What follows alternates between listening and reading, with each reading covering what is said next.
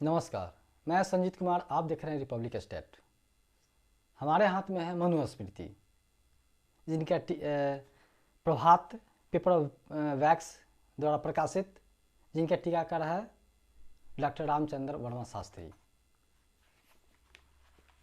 मैंने आपको 10वां अध्याय के कुछ श्लोकों को पूर्व में पढ़कर सुनाया था, जिस भावार्थ।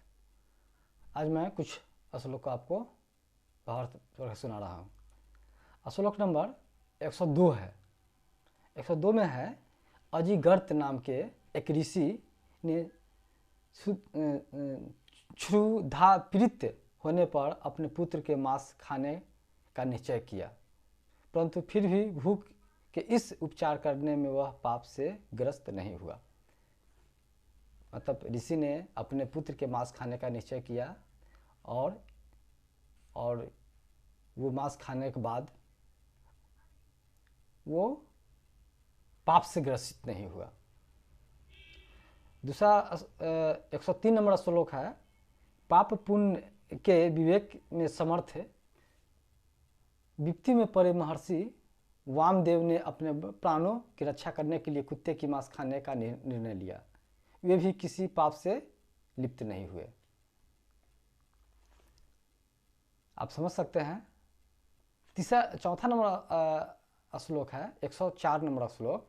महान तपस्वी भारद्वाज ने निर्जन वन में अपने पुत्र के साथ ही क्षुधा से अत्यंत पीड़ित होने पर विधु नामक तरखान की बहुत सारी गायों को ग्रहण किया, उनका वध कर डाला।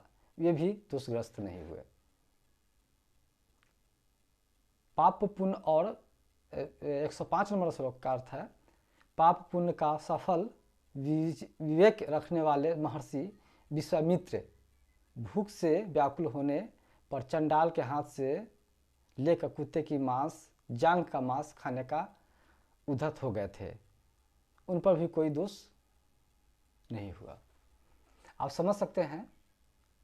102 से 105 तक का जो श्लोक आपके पढ़ के मैंने सुनाया, आप समझ सकते हैं कि पृथ्वी ब्राह्मण कितना पवित्र है और कितना श्रेष्ठ है, जो पुत्र के मांस खाने के बाद भी वो पापग्रस्त नहीं होते हैं।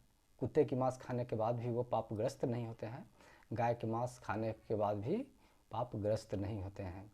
ये हमारे ब्राह्मण का पवित्रता का प्रतीक है और समर्थ का प्रतीक है।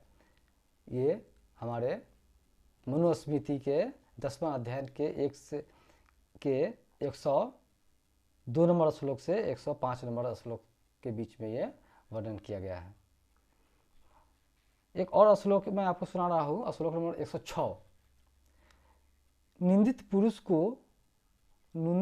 पुरुष को पढ़ाना, उससे यज्ञ कराना तथा दान लेना, इन तीनों में दान लेना सर्वाधिक निष्कृष्ट है और परलोक को बिगाड़ने वाला है। अतः ब्राह्मण को पतित व्यक्ति के दान से बचना चाहिए।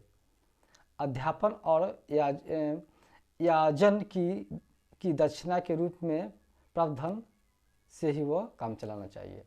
ब्राह्मण को पतित व्यक्ति मतलब छोट व्यक्ति से, नीच व्यक्ति से, शूद्र से दान नहीं लेना चाहिए, दान लेने से बचना चाहिए। ये आपका मनुस्मृति के 102 नंबर श्लोक से 106 नंबर श्लोक के बीच में मैंने आपको पढ़कर सुनाया। धन्यवाद। मेरे चैनल को देखने के लिए लाइक कीजिए, सब्सक्राइब कीजिए, शेयर कीजिए और बेल आइकन दबाना ना भूलें। धन्यवाद।